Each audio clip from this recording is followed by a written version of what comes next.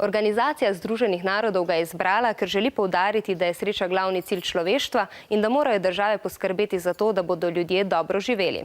To pomeni, da se bodo izobraževali, imeli dovolj denarja, svobodo in prijatelje ter dostop do zdravnika. Če pogledamo vse te stvari, naj bi bili najbolj srečni prebivalci Kostarike, sledijo jim Vietnamci in Kolumbijci, najbolj nesrečni pa so prebivalci Bocvane. Slovenija je na lestvici sreče nekje na sredini, na 87. mestu. Kaj pa je sreča za vas? Zame je sreča, recimo, če v šoli na kakšnem testu za pol točke ujameš petko, ali pa če se kdaj pozabiš učiti za kakšen predmet, potem pa ta ura odpade ti. Doma sem srečna, ko ne rabim pospravljati ali pa sesati.